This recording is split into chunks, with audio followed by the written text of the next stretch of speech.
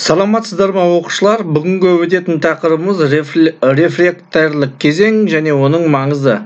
Мақсаты рефлекторлық кезең мен миелин қабығының маңызын түсіну.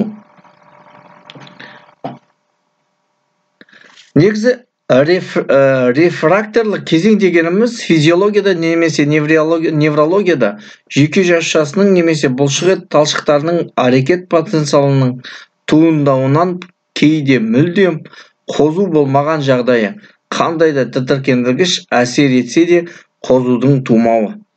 Негізі жүйке жасушасында кездесетін бұл әрекет кей жағдайда сол тітіркендіргіштерді қабылдамайды, қандай да бір секундтардың ішінде жүзеге асады.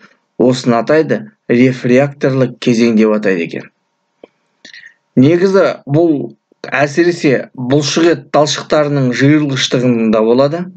Әсіресе соның ішінде бұлшықетке қандай да бір күш әсер еткен кезде болады. Міне сондықтан да ол жаңағы түрлі тітіркендіруге жауап беруді қандай да бір уақытта тоқтатады екен. Негізі бұлшықеттің жиырылуы жекелеген жиырылу немесе сіресіп жиырылу деп атайды. Осылай бөлінеді. Но сол жаңағы айтып отырған бұлшықеттің жиырылу кезінде тітіркендіргіш әсер ете салып тез басталмайды екен. Ол белгі бір уақыттан кейін, өткеннен кейін басталады екен. Жасырын кезең деп атайды. Немесе оны латентті кезең деп атайды.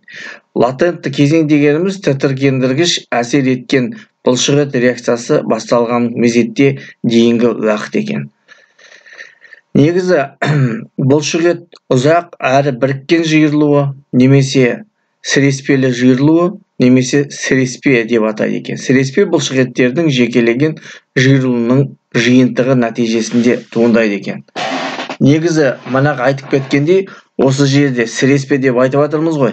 Міне осы сіреспеміз манағы біздің жүйке жасушаларының ақпарат жаңағы тітіркендіргішті қабылдамай, оған жаңағы тежелу процесі болып табылады екен. Соны мысалы сіреспе деп атайды екен. Ол кездеседі бұлшықет талшықтарында.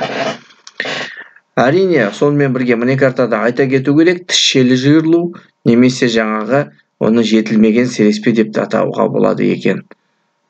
Сіреспелі жиырылудан басқа бұлшықеттің тағы бір жиырылу түрі бар, ұзақ жиырылу түрі бар, ол сіресім қатпа буыны деп аталады екен.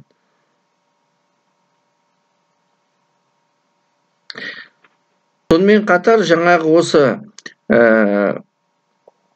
айтып отырған тежелудің пайда болу себептері негізінен былай айтқанда ол ағзаға келіп тұратын оттекті және оттексіз аэробты немесе анаэробты кезеңдерімен тікелей байланысты. Себебі өзімізге белгілі сүт қышқылының көміршік газымен суға дейінгі тотығу процесіне байланысты болып келеді екен. Бұл да біздің жаңағы жауап беру, тітіркендіргішке жауап беру қабілетінің тежелуіне әсер етеді екен. Ал енді оқушылар, сендерге берілген ілеспе маршрутты парақшада осы тақырыпқа байланысты тапсырмалар берілген. Соларды жақсылап орындаңдар. Бәріңе сәттілік тілеймін.